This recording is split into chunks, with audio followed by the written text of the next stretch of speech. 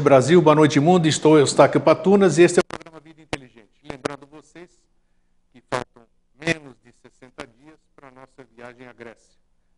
Nós estamos organizando a segunda viagem para a Grécia, como você já está sabendo, passar o meu aniversário lá, mais uma vez, no país que eu nasci. E quem quiser me acompanhar, você vai ver o endereço do blog que está aparecendo aí no seu monitor. Ainda há tempo para a gente ir. Espero que a gente faça um grupo igual ou melhor do que o do ano passado, que foi maravilhoso, e fazer essa viagem pelo país berço da civilização moderna, né? E visitar todos aqueles lugares que a gente está acostumado a estudar e ver na história, e pisar na história é uma coisa maravilhosa. Então, espero vocês, quem sabe vocês me acompanham. Bem, vamos rápido ao nosso programa de hoje. O tema que eu escolhi, até esqueci o nome, como é que é o tema que eu escolhi? Como é que é, o Fernando? Eu intuo o tema e depois esqueço. Mas eu vou lembrar já, espera um pouquinho só. Bom, enquanto isso que nós vamos falando, já vou falar do tema. Antes que eu queria falar do Jorge. Jorge, boa noite, você está bom? Boa noite, estou bem, estou ótimo. Eu estou com inveja de você, sabia? Por? Isso aqui falar em público ainda ao vivo, porque você esteve em São Lourenço, né? O lugar que faz tempo que eu não vou. E mais inveja ainda, porque você esteve com o seu Jefferson e com a dona Felícia, né? Ah, sim. Então, na sempre casa que eu vou para lá, eu procuro visitá-los, então, né? E foi, mas eu acho que você foi... Quando você estava abraçando ele, eu também estava abraçando junto. Né? Mas quando eu fui entregar para ele os DVDs dos programas... eu vi as fotografias ali, aí eu falei, puxa vida, preciso dar um jeito de ir lá. Mas na hora certa a gente vai poder ir. Sim, é uma parte obrigatória da ida lá, né? Mas que branco que me deu, né, Fernando? Mas vamos lá. Não tem...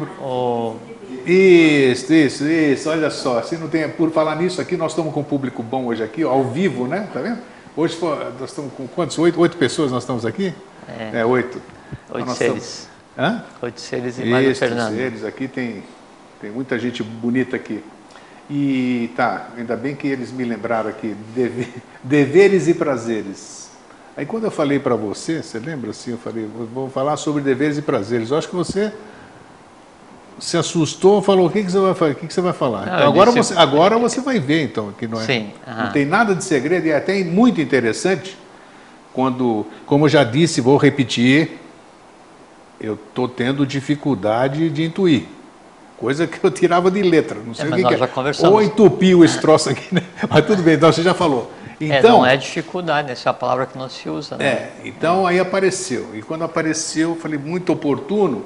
E é muito curioso que eu estava falando com pessoas pela nossa comunidade, e o assunto se fez presente, o que nós vamos conversar hoje. Falou, olha a coincidência, né? O assunto se apresentou também para falar. Então é o seguinte, eu tenho percebido, já falamos aqui, 8... Só é que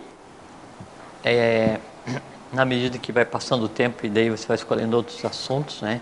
E sempre um assunto obrigatoriamente ele é escolhido sobre o outro. Você nunca consegue escolher um assunto que seja inferior em resultado a um anterior, sempre assim. Vai chegar um dia que a gente vai ter que fazer um programa, a gente vai sentar aqui e vai ficar sem falar. Não, mas já pensei nisso. Uma hora quieto, né? É porque daí aquele assunto ele está no limiar entre o visualizável e o verbalizável, né? Você tem uma experiência muito interessante.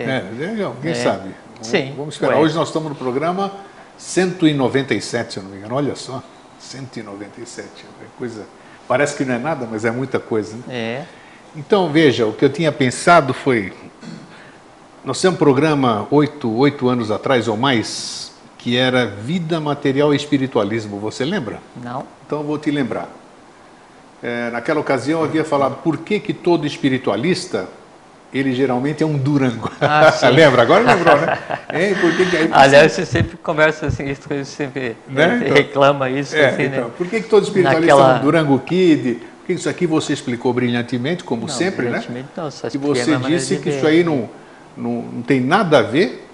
E eu acredito que não tem nada a ver porque o espiritualista ele acha e continua achando, todo esse tempo, que ele tem que realmente largar de trabalhar para ficar só no on e sei lá o que. Tudo isso aqui, a vida é material, ele tem que trabalhar, tem que aprender a conciliar. Tem que achar o ponto de equilíbrio, né? Exatamente, o ponto de equilíbrio. E não dá para ver a iniciação ou a espiritualização como assim, é um investimento que vai me dar um retorno divino. Então assim, não, eu ajudo todos os dias uma formiga a atravessar a rua, vírgula, por decorrência, daqui a tantos dias eu vou ser milionário e eu vou poder comprar um carro, uma casa, essas coisas, assim não mesmo. funciona, não é assim que as coisas funcionam, né?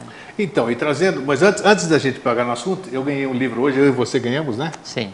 Está aqui, ó, perdão, dá para dar close aqui ou não? Jean-Claude Aubry, Brasil, meu amor.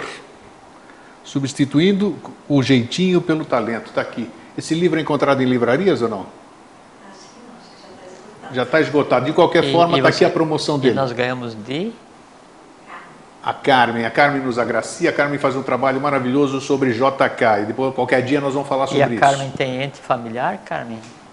Tem ente familiar? Tem sobrenome? Carmen Lúcia Silva. Isso aí, está aqui. Esse aqui está presente conosco hoje. Bom, Jorge, é o seguinte. Eu tenho percebido que eu vivo nisso, 24 horas, se tiver mais, eu vivo mais do que 24 horas nisso. Sim, provável. Que as pessoas que trabalham a favor da lei, ou essas coisas todas, espiritualistas, e que procuram fazer alguma coisa que não está escrita em lugar nenhum, né? E buscando uma vida reta, já falamos sobre mandamentos agartinos, já falamos um monte de coisa. Eu tenho percebido, olha que curioso, agora que nós vamos entrar, você vai captar. Essas pessoas começam a perder tudo. Você pode achar outro ponto de vista, né? Eu vou direto no X da questão. Começa a perder tudo em que sentido? Quem está nesse caminho, seja lá quem for, quem tem programa de televisão, quem fala que é palestrante, quem trabalha e tudo isso aqui, tal, e faz essas coisas, ele não sai de casa assim, não quer mais saber de festa, não consegue mais conviver socialmente com conversas fúteis, não consegue mais ficar na rodinha de amigo dele, com elas aqui, né? Ele geralmente está sozinho, não encontra mais par, não tem par assim com esse compartilhamento com um companheiro, uma companheira, essas coisas todas. A pergunta é, eu tenho percebido isso com cada vez mais frequência, então por que o tema se apresentou dessa forma e depois eu vou ver qual é o teor dele, aparece o nome e depois vamos ver. Deveres e prazeres, não dá para conciliar isso aí?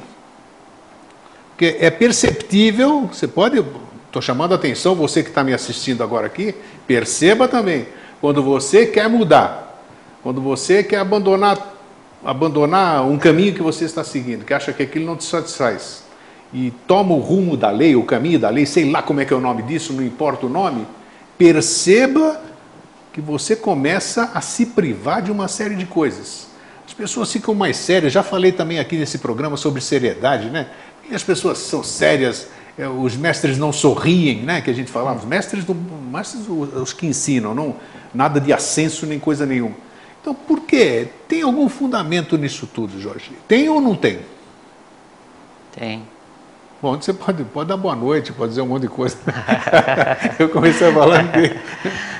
Boa noite a todos, muito bom estar aqui. Obrigado, né, Grego? Espero que vocês todos estejam bem e que seja uma hora de vida bem aproveitada, né? Então, assim, Grego, captou onde eu quero chegar? Sim, captei, vi, ótimo, ouvi, ótimo, entendi. Ótimo. Então sei por onde a gente pode caminhar. Então, assim, Grego, o sair da inércia passiva que nos induz à vida no dia a dia, né?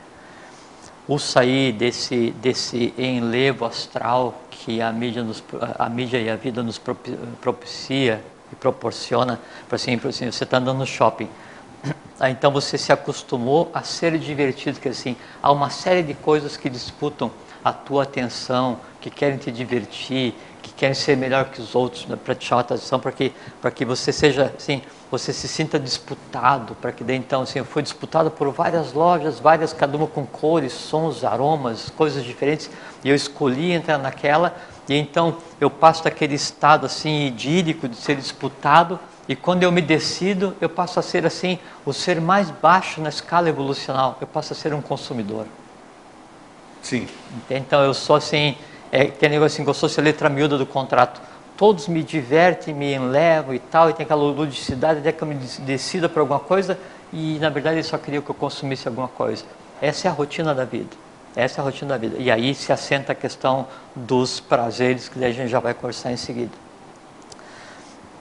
Na medida em que eu consigo, então, sair dessa inércia, sair dessa condição de afogado em seu próprio astral, e sair dessa condição de, em vez de ser senhor dos seus próprios desejos, sair da condição de ser submisso aos próprios desejos. Veja assim, que nós já exploramos bem esse tema, né? Agora eu sou escravo das coisas que eu mesmo criei. Então, quando a gente começa a se desvencilhar desse tipo de coisa, esse entorno que nos cerca, esse entorno imediato, essa mecânica social, passa a não ter o menor sentido. Não tem o menor sentido. Aí é natural que você daí vai num encontro de bar de fim de tarde, você já não tem muita vontade de conversar sobre futebol, não é qualquer coisa que vai te fazer sorrir, então não é assim, porque aquilo... Mas parece que é uma coisa exógena. Não, sabe, tá tudo bem que tem a parte interna, né? Mas existe alguma influência de fora. Não. Você percebe que as coisas já não te... Não, é que assim, é que você, na verdade assim, é que você começa a rejeitar aquilo que antes de fora te influía, te parecia, sim, sabe, assim, aquele mundo idílico, perfeito e acabado, onde eu busco o melhor, onde eu busco ser diferente, onde eu busco ser superior, aquela coisa assim, que é o que norteia a situação atual, de você assim, a maneira mais fácil de começar a vender alguma coisa, é falar assim, não, isso é exclusivo. Né? Então, assim, o apartamento exclusivo, o carro exclusivo, a roupa exclusiva, a joia exclusiva, a viagem exclusiva, o navio exclusivo, a cama exclusiva, sabe, o papel higiênico exclusivo. Então, todo mundo quer aquilo que só ele possa ter, porque ele quer se sentir único e diferente. Sim. Em cima disso, então, se cria uma teia de enganação e de ilusão, que é onde a humanidade se afoga. Quando você começa a emergir, a colocar a cabeça para fora disso, você vê que tudo isso, na verdade, é sem graça.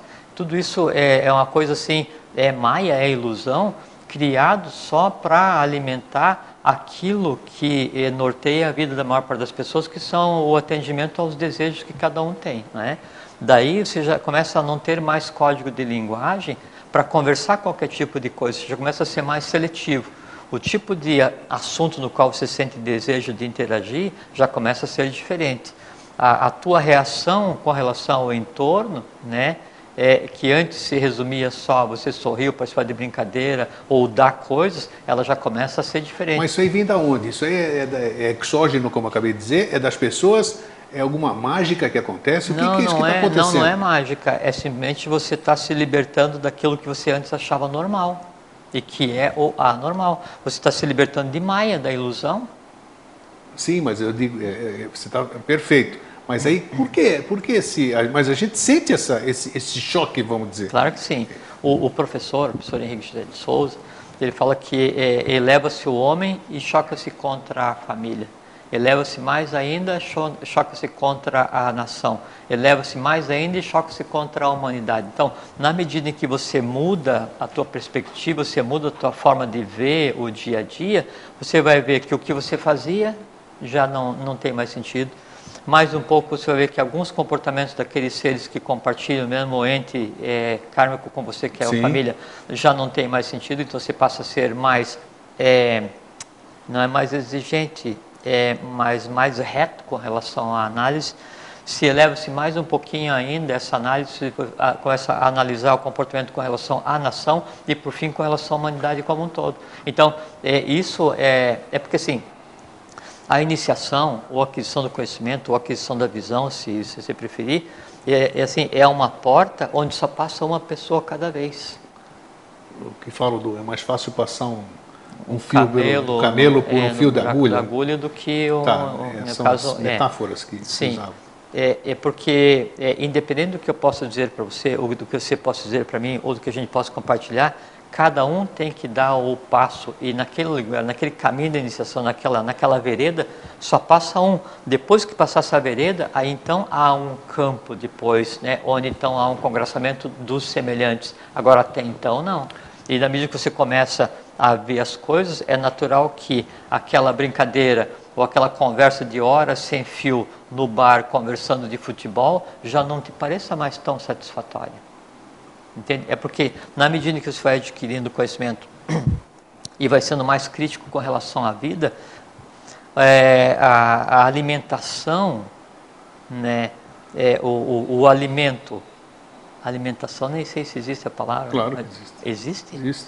Então, o alimento que é dado a você mesmo, ele obrigatoriamente ele tem que ser cada vez mais sutil, né? Então, antes uma piada grosseira te fazia sorrir, agora uma piada já não mais te faz sorrir. Agora você consegue sentir a mesma felicidade ou a mesma sensação, né, ouvindo a descrição de um pôr do sol, ou ouvindo uma música, ou lendo um pedaço de um livro. Você vê, vai mudando a categoria daquilo que te propicia um retorno, o qual você entende como felicidade temporária, que é a satisfação de desejo. Isso que você falou há pouco, a frase do professor, essa semana quando o tema se apresentou, me veio também alguma coisa que eu não lembro, ipsis literis, que é uma passagem presumivelmente dita por Jesus, o Yoshua Ben Pandira, que ele dizia alguma coisa dentro desse sentido que nós estamos abordando hoje, que você vai ter que abandonar a sua família, você vai ter que abandonar... É parecido com isso que então, o professor disse.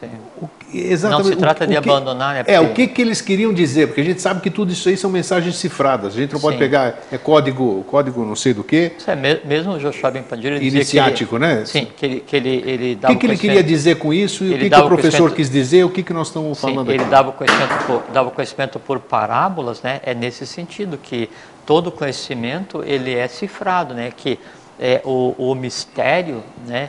Ele não está na escrita, o mistério está em quem lê a escrita. Sim. Porque é o que o professor fala, que a diferença entre a letra que mata e o verbo que vivifica. Então, no que está escrito, né, é só o compreensível e traduzível à mente concreta. Nas entrelinhas, né, ou nas entreletras, né, de cada livro, é que vai estar então o que de oculto, o que de valor ele possa vir a passar ou não. Percebe? Então, na medida em que você se refina, na medida em que você se interioriza e não se exterioriza, então aquilo que antes te era satisfatório ou prazeroso, aquela coisa do entorno, aquele entorno do mundo, ele passa a ficar cada vez mais longe de você, porque você está saindo do mundo e indo para o teu próprio mundo. Você está saindo do genérico e indo para a tua própria individualidade. Então aquela brincadeira que antes te fazia sorrir, você ouve cada vez mais fraco, cada vez mais longe, até que aquilo não faz o menor sentido. Então você está num ponto, né, em que os deveres, os prazeres não são mais prioridade, né, e a prioridade passa a ser então o dever. Mas é interessante, é que todo mundo busca o que nós estamos falando, né? Isso aqui, Sim. Isso aqui. Mas quando essa coisa se apresenta, vamos chamar de coisa, sei lá, acontece... Esse estado, né? Esse estado, perfeito. Esse estado de ser se apresenta, aí você acha estranho. É interessante isso. O que é isso? Mas o estranho... falta de preparo? Como é que a gente pode... Grego. Que é um momento mágico. Vamos chamar de mágico aqui. Esse momento que todo mundo busca e ele se apresenta e você se assusta com ele, ou então você começa a sentir isso aqui, puxa, já não saio mais, eu já não... Por que os meus amigos dizem que eu estou esquisito? Eu não consigo mais namorar ninguém, ninguém me quer, eu não quero ninguém. E não, aí... mas é assim, ó, aí você olha para uma pedra e fala assim, nossa pedra, como você é esquisita. A pedra olha para você e não fala nada, porque ela é o que ela é só uma pedra, esquisita é você que acha. Então, o fato de você ser você mesmo, né, se um amigo, né, ou alguém do teu entorno acha que você é esquisito, a análise da esquisitice está nele, não em você, porque você é só o que você é. Entende? Agora, não acontece isso de achar estranho, porque na medida em que você vai andando em direção a esse estado de ser, esse estado de coisas, de tentar ver o mundo sob um prisma diferente e tentar colocar cada prazer no seu devido lugar, né? Então não há a constatação de uma estranheza no fato, porque você trilha um passo cada vez. Você não acontece assim, hoje estou aqui, amanhã eu estou pronto. Isso não acontece com ninguém, e não tem ninguém que consiga te fazer ficar pronto, porque é isso que eu falei há pouquinho. Cada um anda por conta própria e só passa um cada vez nessa porta, né? É sob medida, né? Então você chega a um ponto em que daí fala assim, nossa, mas você está diferente. né, com relação à tua interação com o mundo. Daí você diz, não, diferente, não, eu tô o que eu tô. Mas por que você não vai mais no cinema? Ah, não gosto. Por que você não vai mais no bar para beber? Ah, não gosto. Por que você não vê mais a TV? Ah, não gosto. É porque aquilo que antes te cativava, aquilo que antes era o motivo da tua temporária felicidade, que é a satisfação do prazer, a razão do prazer já não mais existe em você. A mesma coisa assim, você gosta de sorvete de, sei lá... Baunilha. Não, baunilha não vale porque você conhece. Você gosta de sorvete de, sei lá, de... Graviola. Maçã, você também conhece. De maçã venusiana. Maçã né? boa. Aí boa, você fala assim, maçã venusiana, não sei, porque você não conhece. O inverso é verdadeiro, né? Por que você não gosta mais de ir no bar conversar de futebol e gastar lá 4 horas? Daí você fala assim, não sei. Entende? Porque daí você não está mais lutando contra a vontade de ter prazer. Né? A vontade de ter prazer ou o prazer em fazer aquilo já não mais em você Podemos chamar existe. o prazer de um elemental ou não? Claro que sim. É um conglomerado. Então, quer dizer, nessa mudança que nós estamos caminhando, vamos dizer, o ser da nova era, do novo ciclo, tudo isso aqui, ele tem que ser sisudo, ele Não tem que sisudo. ser, ele não pode sorrir, ele não tem nenhum tipo de prazer desses prazeres que nós conhecemos, tem que ser um... Não, Grego, Como é que é isso? Não é sisudo e não é não ter prazer. O que muda é a Você qualidade. está vendo que nós estamos falando, você acabou de dizer, as pessoas nos veem, que eu me incluo aqui, porque eu estou nessa, né? Óbvio, se é né? por bem, se é sazonal, Óbvio. se é alguma coisa, não sei. Não, isso pode é ser que amanhã eu não. seja doido, deixe o cabelo crescer, vire hippie, não Você sei. pode ser um doido diferente, mas esse caminho ele é irreversível. Então, mas a gente é visto, vamos dizer, como, opa, cara, mudou, saiu do geral. Então, como é que é esse processo? Não, é assim, não é que os prazeres, né, deixem de existir. O que muda é assim, que o prazer o que é, né? Então você tem desejo de comer uma maçã.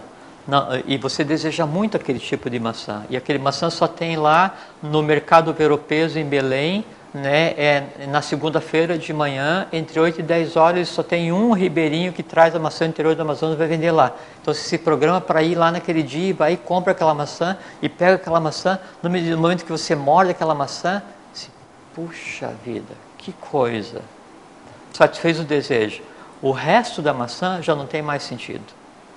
Entende?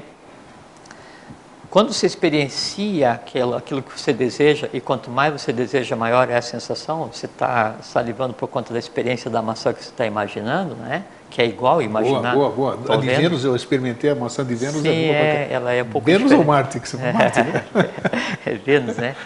Então, a felicidade é aquilo que daí, no momento em que aquele alimento está entrando, ou o visual, ou o som, ou o que seja, né? Então está entrando uma impressão pelos 5 sentidos, isso é transformado em imagem, né? Isso então sobe para a alma, sobe para a mãos, o que eu queira, e isso então é transformado em alguma coisa que daí do astral, ou do corpo físico vai para o astral, né? E aquilo então encaixa com o que eu tenho como desejo. O desejo daquela sensação se alimenta, a visão da maçã, da cor, do gosto, do tato, da ambiência, do sucesso de ter conseguido lá e chegado lá e pegado a maçã naquele exato momento. Então o somatório disso faz com que então se amaine, se acalme aquele conglomerado que foi criado na expectativa de que acontecesse, expectativa de spectrum, de ver.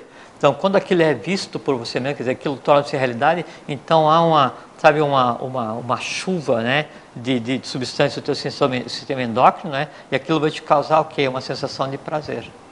Aquela sensação de prazer, aquele assim, consegui o que eu queria, que felicidade, né, ela dura o exato tempo da propagação da substância no sistema físico e no vital, né, até que daí então você tem a obrigação de criar um outro desejo, o qual você tenha que buscar como um desafio.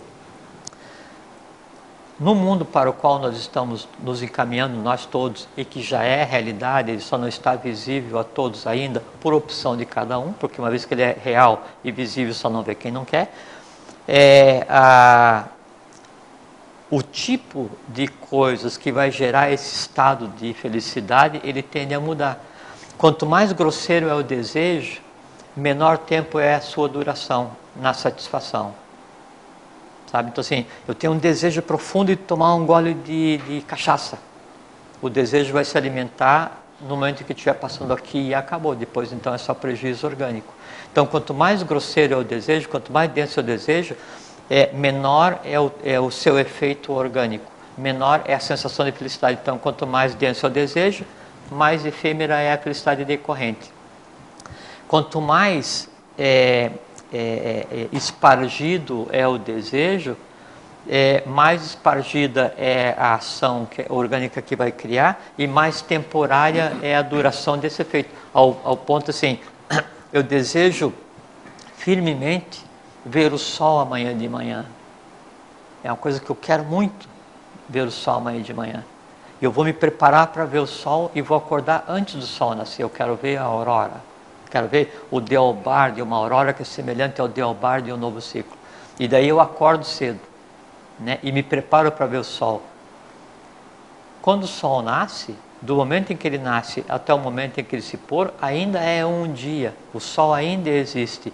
Então, é diferente de eu pegar, percebe? Em vez de eu focar assim, não, o meu maior prazer vai ser ver a aurora. Acabou a aurora, acabou. Não, eu quero ver o sol. Aí então, o dia inteiro eu vou estar feliz porque eu estou vendo o sol. Na medida em que você se afasta, né, das coisas do dia a dia, a qualidade das coisas que te trazem felicidade, ela passa a ser mais espargida, mais sutil. E por decorrência, o estado de experienciação de felicidade, ele tende a ser mais distendido. Chega a um ponto em que esse estado de felicidade, ele independe do fator externo, porque eu posso ficar feliz em ver o sol amanhã de manhã ou em imaginar o sol nascendo, que organicamente é a mesma coisa. Quando a gente estava conversando a maçã, você estava salivando porque teu organismo estava imaginando a maçã. Ou por assim, por exemplo, você agora, imagina uma maçã bem ácida, a maçã mais ácida que você já mordeu, né? E você está assim, está para morder, né? E aí você, quando você vai morder, você crava o dente da maçã, sente aquele azedão ali, né? Que você está sentindo agora, porque senão estou por dizer, estou sentindo o azedo. Então o que acontece é isso. Quanto mais você andar no caminho da compreensão do mundo, mais refinado fica o teu mundo. Sabe? É a diferença entre você sentir assim uma agitação frenética em escutar um pancadão, né? E você sentir uma calma contemplatória ao escutar uma terceiro terço do terceiro movimento da sétima sinfonia, ou uma parte da quarta sinfonia, do quarto movimento da nona sinfonia, depois dos 10 minutos. Então, você consegue fazer com que a felicidade ela seja completamente manuseável. Você consegue gerar e deixar... Manipulável também, né? Manipulável. Você consegue gerar e deixar... pelo tempo que você determinar a felicidade. Chega um ponto em que essa felicidade, ela independe do fator externo. Aí nesse instante ela deixa de ser felicidade e passa a ser alegria. Muito bem, você está falando, começamos pelos prazeres. Isso dos prazeres. Agora, vamos entrar nos deveres. No momento. Peraí, vamos entrar nos deveres. Para a gente complementar. Daqui a pouco a gente vai. Uhum. Deveres, o que são os deveres? De onde vêm os deveres? Nós vivemos aqui 10 anos aqui, as pessoas, outros... ou 10 anos de vida inteligente, falando de lei, né? Já falamos sobre mandamentos normais, mandamentos agartinos, falamos sobre eles, fizemos um programa, e a gente sempre fala da lei, né? E essas regras, ô Jorge, que foi colocado na mala direta, que você recebeu ontem à noite, o que é isso? O que é a lei? Quem é que determina isso aqui que nós estamos discutindo aqui hoje? O que é certo, o que é errado? Por que eu tenho que andar nesse caminho e não em outro? Isso aí...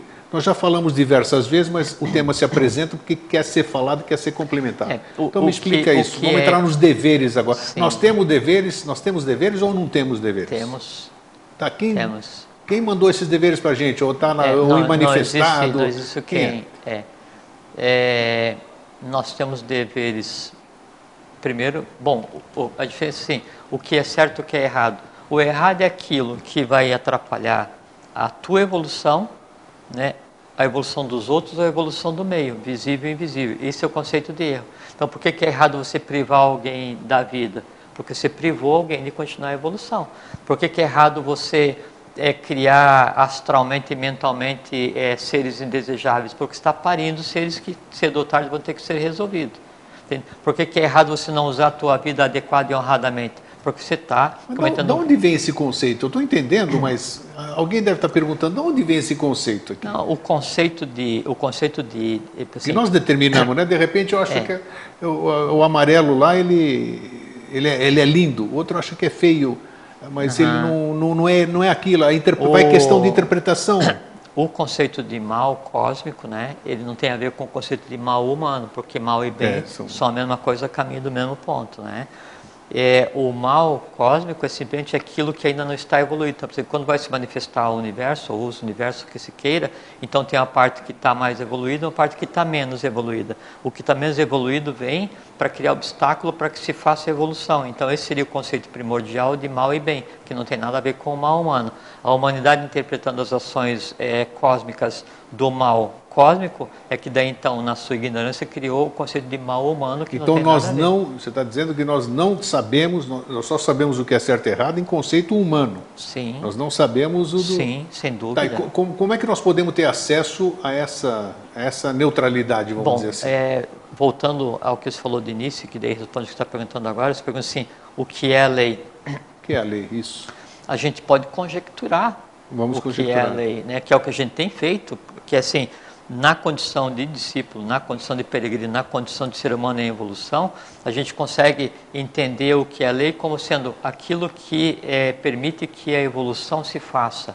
A lei é aquilo que permite que o equilíbrio se estabeleça. A lei é o estado perfeito das coisas. A lei é o equilíbrio geral das coisas. Mas se você não souber o que é equilíbrio, se você não saber o que é perfeição... Sim, então existe uma linha que é o que chama de Dharma, que é a lei. Que é assim, é tudo fluindo harmonicamente no universo, mesmo nos opostos. Bem e mal, fluindo harmonicamente, processando a evolução. Isso é a lei. Sabe? No momento em que daí, isso é Dharma, né? No momento em que daí eu conscientemente ou inconscientemente, dentro do meu círculo de ação, que pode ser eu próprio, o meu entorno, a minha cidade, a minha nação, a minha vida, a humanidade, eu crio alguma coisa e eu provoco um ato, ou vários, ou decorrências que façam com que esse entorno se desvie dessa busca da harmonia, aí então eu estou incorrendo em uma ação contrária à lei. Que ação contrária à lei? Prevei um ser da existência, isso é contrário à lei. Porque havia todo um esforço para que aquele ser evoluísse e compreendesse, eu privo esse ser. Houve todo um engendramento para que eu nascesse com potencialidades para vir a gerar um resultado evolucional para mim mesmo. E eu opto, não, eu não vou fazer isso, eu vou me jogar nas cordas e vou chorar a vida inteira. Isso é lesa evolução. Qual lesa evolução? Minha. Então, esse é o conceito de certo e errado. Não tem nada a ver com o conceito de certo e errado das religiões. Quando, periodicamente, os seres vêm para restabelecer a lei para a humanidade, ou tentar colocar a humanidade no equilíbrio que ela já teve antes, então é dado um conjunto de leis, que daí, então, a Código das Leis de Manu, que daí eles norteiam as civilizações. Para quê? Colocar alguns preceitos que, se seguidos, né, então eles tendem a auxiliar a humanidade a viver harmonicamente ou a viver não tão desarmonicamente. Esse seria o mais próximo que se pode chegar da análise do que é certo e errado. O resto tudo, o que se conceitua como errado, né, é só um processo consciente de incutir o medo, né, na humanidade, como forma de tornar a humanidade subjugação, domínio, servil, né, subserviente, né, a quem diga, não, isso que você está fazendo é errado, você é um pecador, eu sou melhor que você, eu represento a divindade, vem conversar comigo que por um preço módico eu te salvo. Então houve uma distorção generalizada, isso não é de agora, né? Em vez de ser a verdadeira religião, que é o religios religare, que é ligar o homem à sua própria essência, sim, é uma religião, as religiões são em si só instrumentos de dominação, grandes transnacionais de poder e de influência. Então, esse conceito de errado, esse conceito de certo, isso é falso. O certo é aquilo que você faz a favor da evolução. Qual é a evolução? A tua primeiro. Se você não estiver cumprindo o dever para com você mesmo, é impossível que você cumpra o dever para com o teu próximo, para com o teu entorno. Entende? Aí há uma mentira nesse processo. Então, no cumprir a lei no tentar viver harmonicamente, é que a gente começa a descobrir o conceito de dever. A mesma coisa eu pergunto assim, mas qual é o trabalho que cada um tem que resolver? Boa, boa. Deixa eu fazer uma parte que você chegou ainda. Era o momento que você me deu para entrar. Realmente, todas as pessoas sentem, eu vou falar por mim, claro, não posso falar pelos outros. Você quer sair, já falamos aqui, eu quero sair dessa linha, eu quero ter uma outra vida, eu quero navegar, eu quero buscar disco voador, mas não consigo. Você sempre volta para a mesma coisa. Você sente alguma coisa interiormente que não deixa você sair por outro caminho. Agora, a pergunta está aqui. Isso que a gente sente, todo mundo sente da sua forma, né, da sua maneira de compreensão. Isso aqui é influência do meio que nós vivemos, né? Ou é algo incognoscível, digamos assim? Não, o incompreensível. Também não existe, nem o desconhecido, nem o não compreendido. E não é algo superior. E não é, quero saber se é elucubração também. Não é, é real. Só que não é superior, é algo interior. Porque acontece assim... Mas tá, se ele tem uma origem, se é interior, tem uma origem. A semente foi deixada de alguma coisa. Não, é porque o mundo superior, quanto mais superior ele é, na verdade, mais interior ele é. Porque não existe em cima, existe o dentro. Em cima e embaixo não existe, é só dentro. Fala do dentro, em cima e embaixo não existe só o dentro e fora. Né? Que assim, quanto mais dentro, mais em direção à divindade, quanto mais fora, mais em direção à humanidade. Quanto mais dentro, mais em direção ao Sol, como é no caso da Terra, quanto mais fora, mais em direção à Lua, como é no caso da Terra. Tá? Que é a polaridade da evolução. Acontece no ser humano, acontece no planeta. O que acontece é assim... Você falou dos deveres, é exatamente isso. Todo mundo sabe que tem um dever, mas de onde vem isso aí? E aí pergunta assim, tá, mas afinal de contas, qual é que é o trabalho que tem que ser feito? Qual é que é mas meu ele dever? sente, o pior é que sente. A pergunta é essa, mas ele está sentindo isso aí. Não é só aqui mental. Não, isso que eu vou te dizer. É que assim, aí vem aquela questão. Por que nós dois estamos aqui conversando? Por que vocês vieram aqui e não ficaram em casa vendo novela? Ou não fomos tomar uma bebida, conversar de futebol, ou falar mal dos outros, qualquer coisa assim? Por que a gente abriu mão daquele prazer, né, de ir lá conversar e a gente veio aqui compartilhar ideias que podem ou não ser úteis a quem está nos ouvindo? É porque daí, aquele prazer que era meu, ele foi trocado por uma felicidade, né, em compartilhar aquilo que em mim existe. Só que aí tem uma coisa muito interessante, respondendo a tua pergunta. Não é que eu desejo compartilhar o que em mim existe. Que é assim, o que te leva a vir aqui, ou o que te leva a se dedicar o dia inteiro para repartir coisa com as pessoas? Por que não vai, né, ler um jornal, andar em coqueiros, andar na praia, né, cuidar de você mesmo, assim, ligo a mínima para todo mundo e vou cuidar da minha própria vida. É que é o seguinte, quando você vai para algum lugar, em termos de conhecimento, né, e aí você tem contato com esse conhecimento, e você traz esse conhecimento em você, para a mana, né, aí então você passa a ter na tua alma, né, um reflexo desse conhecimento. Então, o primeiro contato, ele é na vertical. Né? Você vai buscar o conhecimento onde quer que ele esteja, você contempla aquele conhecimento e você faz uma cópia desse conhecimento dentro da tua alma. Uma vez feita uma cópia disso, meu camarada, aí a coisa pega, sabe por quê? Assim, como se processa e quando? Já vou te dizer. Uma vez feita uma cópia disso em você, daí isso começa a gerar uma onda de necessidade de expansão na horizontalidade. Porque você fez assim, você vai e tem contato com um conhecimento abstrato qualquer. Vamos voltar à questão do sol oculto, por exemplo, né? Mas como que eu vou lá? A gente está conversando. É uma forma de ir? Lógico. Quando eu estou conversando, eu estou indo para lá. Não, ok. A forma. Para ficar inteligível. É a forma. Porque às vezes pode pensar que estou sonhando, desdobramento, essas coisas todas. Então. Assim, o mestre, alguém vem e traz esse conhecimento e coloca em determinado lugar, a meio caminho. O discípulo, por orientação ou com a ajuda do professor, do instrutor, do mestre que seja, ele vai e por seu próprio esforço, ele vai galgar degrau a degrau, até chegar e contemplar aquilo no lugar onde está. E aí o papel do discípulo é trazer uma cópia disso para a sua própria alma. Então eu trago aquilo que eu estou vendo ali, né, que está aqui em cima, no astral, no mental abstrato, na intuição, né, e eu venho e faço uma cópia na minha alma, aqui embaixo, no astral. Uma vez aqui, a luz que eu trouxe de lá, e conhecimento é luz... Não se apaga jamais. Não, ela não se apaga, ela precisa se expandir. E aí ela te obriga, é uma obrigação física, né? Você compartilhar, porque no compartilhar, a felicidade que você vai sentir no compartilhar, ela se aproxima da alegria, da origem da coisa em si. Então, ao compartilhar a parca visão que eu tenho daquilo que um dia eu consegui ver, eu simulo em mim já não mais a alegria, né, de conversar sobre futebol, mas a felicidade de dar vida no plano físico àquela coisa abstrata a qual eu tive contato visual. Tá, O que acontece? E quando eu não dou vazão a isso, que assim, em mim eu tenho esse tipo de coisa e eu não dou vazão, aí começa a haver um sentimento de revolta da coisa em mim, que ela precisa se exteriorizar, ela precisa ver a luz do dia, porque ela vem de um local onde a luz do sol não alcança, não do sol físico, né, que é o que a gente vê. Aí então eu preciso fazer com que essa coisa, ela nasça, ela seja verbalizada, e aí se eu não dou vazão a isso, então começa a haver um profundo movimento que começa com revolta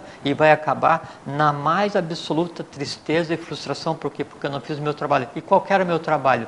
Trazer à luz do dia, dar vida àquilo o qual eu tive contato.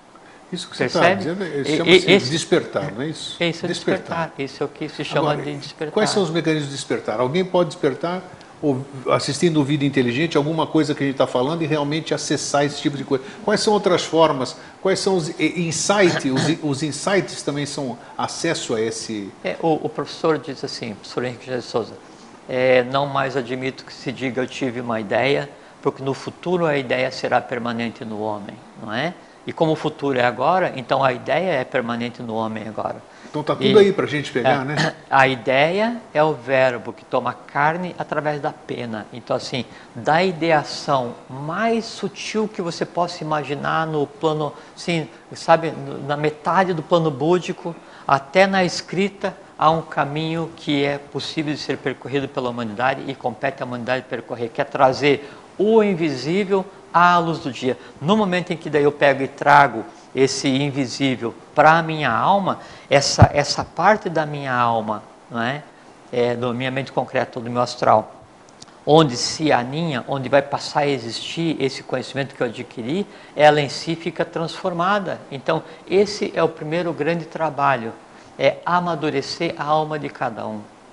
Porque a gente pega assim, todos nós recebemos uma existência com uma alma ainda por fazer, com tendências positivas e negativas, não é? Sim.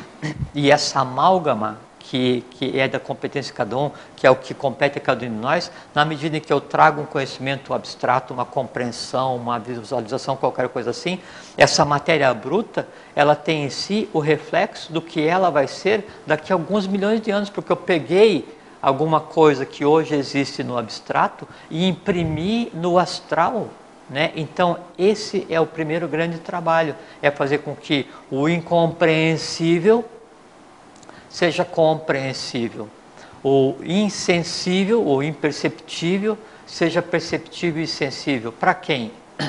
Para o astral, para a mente concreta. Então vou trazer da mente abstrata para a mente concreta, transformo completamente a minha alma na questão da razoabilidade, do plano búdico, que é o amor universal, para o meu astral, que é o plano das paixões. Aí a minha paixão, ela jamais vai ser uma paixão, uma coisa passional, né? Ela vai ser búdico, ela vai ser fraterna. Então, mas isso é um processo gradativo, lógico, né? Que sim. São N existências para se chegar nesse ponto. O que não se pode é você achar que, como eu não consegui chegar num ponto que eu desejo nessa existência, então eu passo a viver frustrado, ou descrente, ou revoltado, ou qualquer coisa assim. Por quê? Porque eu ainda não atingi o suprassumo. Ninguém atinge o suprassumo.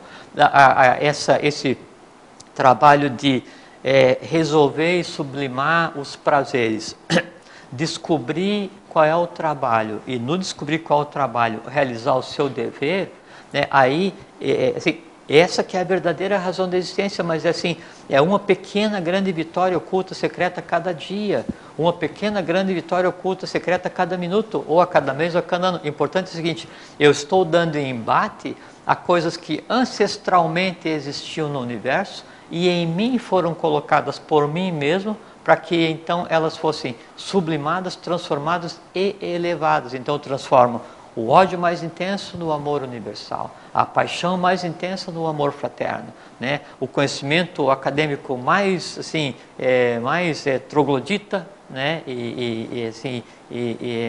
Qual é que é a palavra? E que não presta para nada, não sei qual é que é a palavra, imprestável, né? No conhecimento abstrato mais elevado. Então eu passo a misturar o visível e o invisível, o futuro e o passado em mim mesmo. Eu passo a ser o quê? Um protótipo da humanidade do futuro. Esse que é o trabalho. E aquelas pessoas que, você já deve ter ouvido essa frase, né? Que enfrentam um momento assim de que nós estamos falando e dizem que o lugar delas não é aqui nesse mundo. O que é isso? Por que esse processo acontece em muitas pessoas? Sim. Por que elas não se identificam como isso? É uma fuga ou é o enfrentamento de um processo que está acontecendo? É o primeiro choque de que você tem ao contemplar um mundo, no momento que você começa a abrir os olhos, porque assim, se tem uma sensação... Mas por que eu acho que esse mundo não é meu? Que muitas pessoas falam. Então, abrir o olho, tinha que abrir o olho para o correto, é só uma né? analogia, né? Porque a primeira coisa que as pessoas devem sentir quando começam a ver o mundo na realidade é se sentir deslocado e falar assim, pô, eu não sou desse mundo. Exato. Né? Mas seria equivalente a falar assim, não, mas eu não sou de viver aqui na sociedade, na comunidade, eu deveria ser um asceta místico que está cuidando da minha vida numa caverna lá no Tibete. Não, esse tempo já passou.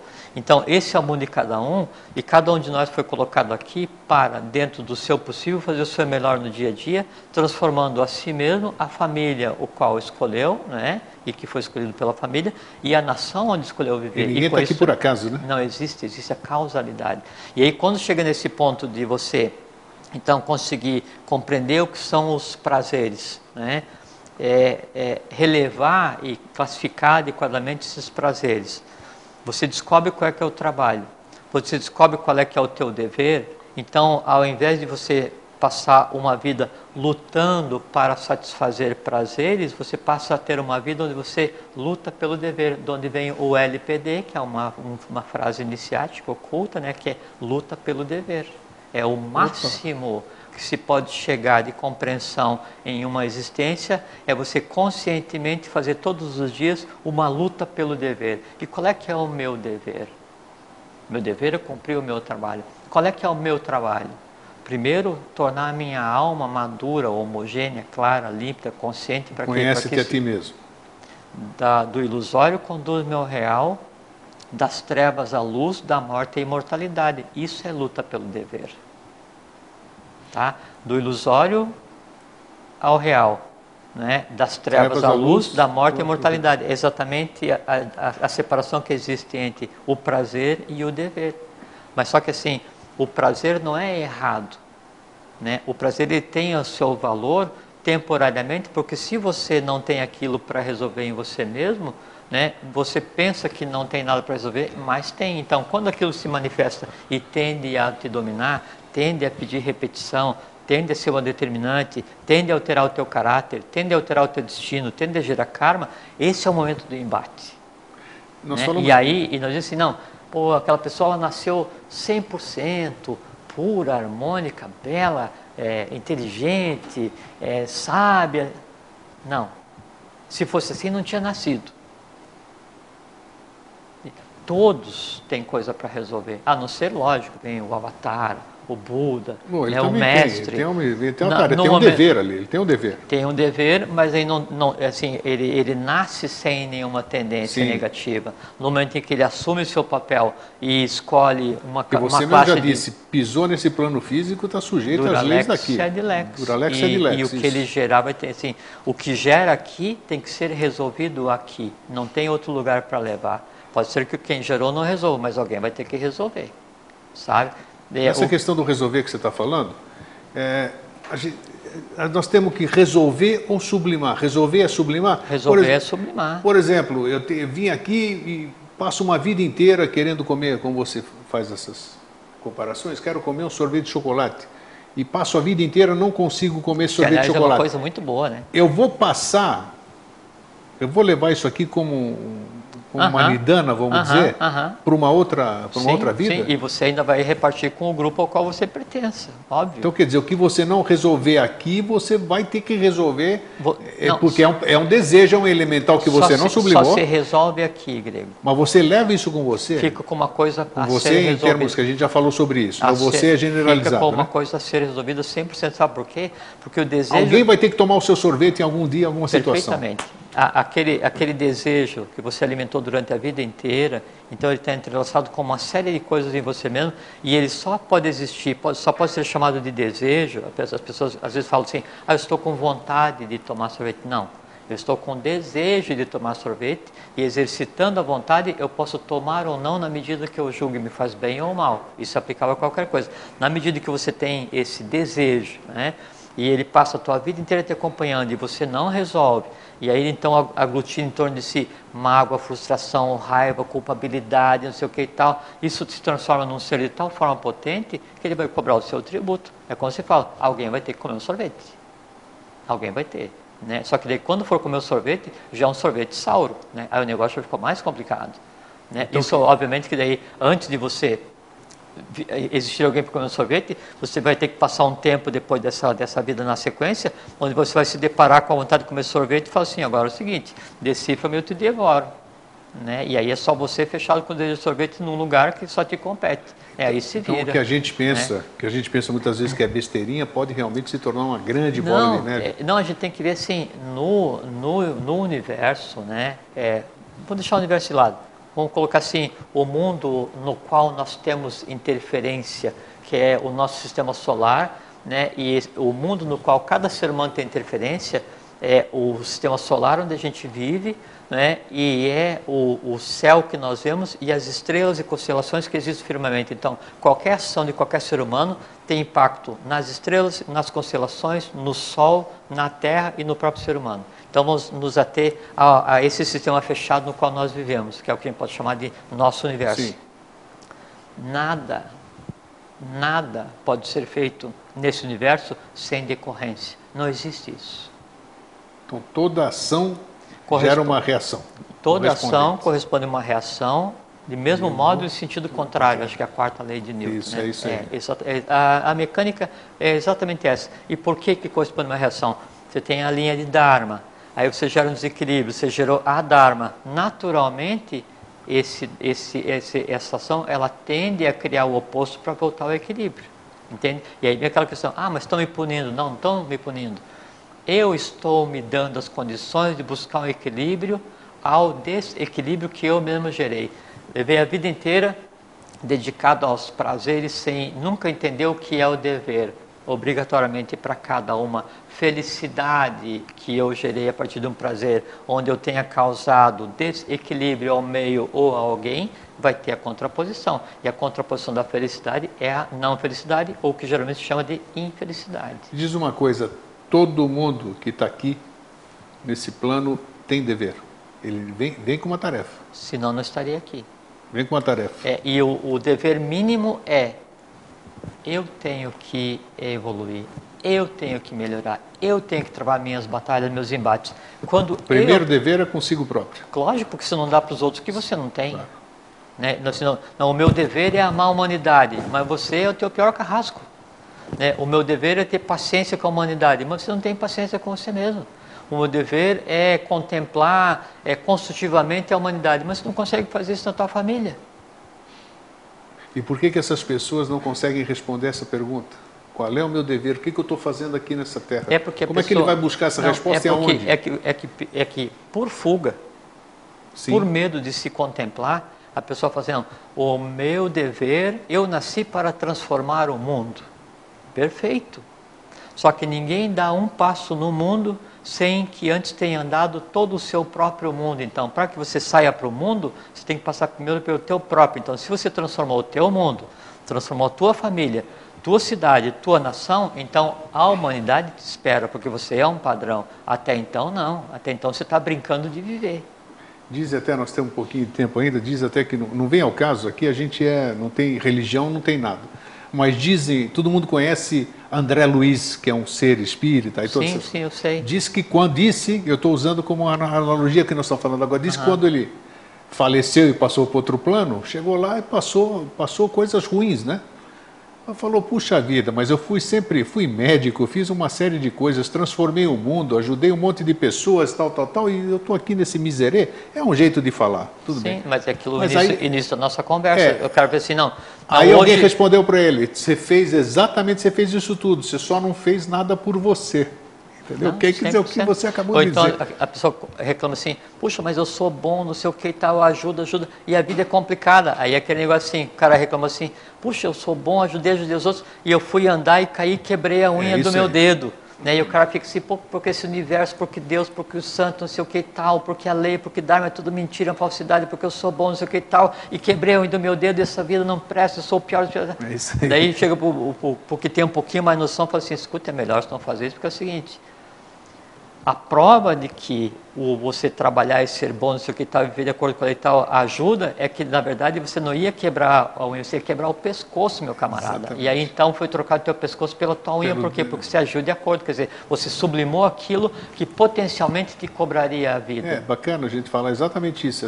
Então assim, às vezes as os pessoas... resgates que a gente às vezes as pessoas se acostumam a serem reclamadores profissionais, né? A vida, assim, ela passa a ser um confessionário, onde você reclama para você mesmo, sem que ninguém te ouça, mas é um enorme prazer em reclamar, nem que seja para você, né? E aí isso não é bom, porque assim, você tem hoje, assim, a exata medida, os exatos elementos para você resolver tudo aquilo que te compete resolver. E às vezes o teu trabalho no universo pode ser o seguinte, ir lá e colocar um pequeno parafuso e apertar 3 vezes aquele parafuso. Aí você fala assim, puxa, meu trabalho é só colocar esse parafuso, só que quando você faz a terceira volta do parafuso, toda a engrenagem começa a funcionar. E o trabalho mais importante não é de quem construiu a engrenagem, é de quem colocou o último parafuso. Você entende? Esse é o universo. Esse é o universo. Não existe ninguém que esteja fora do seu próprio lugar, não existe ninguém que esteja fora da sua própria vida, não existe ninguém que esteja fora da sua própria família, não existe ninguém que fala assim, puxa, mas eu poderia fazer muito melhor pelo universo se eu tivesse nascido mais inteligente. Mais inteligente para quê? Ou, se eu fosse muito rico, eu iria ajudar o pessoal, não sei o quê. Mentira, porque você está condicionando, você quer ganhar riqueza para poder ajudar alguém. Então, nós temos, cada um de nós, exatamente o molde perfeito e acabado, que assim, cada um de nós é como se fosse uma peça de um quebra-cabeça, a colocação de todos dá a visão do todo. Né? Se cada um de nós tivesse uma ponta a mais ou uma ponta a menos, a coisa em si não fluiria. Né? O que acontece é o seguinte, às vezes pelo trabalho de cada um, pelo esforço próprio, pela busca de conhecimento, pela iniciação, então você consegue flutuar um pouquinho acima do tabuleiro e ver aquele mosaico no qual você está inserido. E esse que é o grande desafio, é fazer o SPEC, é você ver antecipadamente aquilo o qual você está ajudando a construir. Isso que é o que se chama vida, isso é o que se chama luta pelo dever. Pronto. Matou em cima da hora. Brilhante encerramento, fantástico. Acho que não tem mais nada para a gente completar hoje.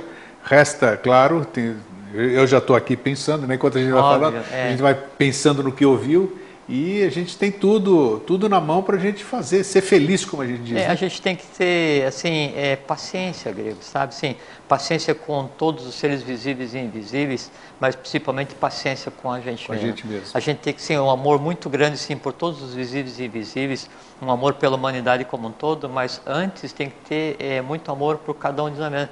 E a gente tem que reconhecer e cultivar a capacidade de compreender o erro, primeiro os nossos, e depois em aprendendo a compreender os próprios erros e os resolvendo, então contribuir para que o erro da humanidade não mais venha a acontecer, porque a humanidade é só um conjunto de pessoas, não existe o ente, né? E a gente resolvendo uma pessoa já ajuda a resolver a humanidade como um todo. Sim. Muito obrigado. Jorge, mais uma vez, muito obrigado. Imagina, obrigado a você. Foi bom compartilhar com todos vocês que estão aqui presentes, né? Vieram nos honrar com a presença.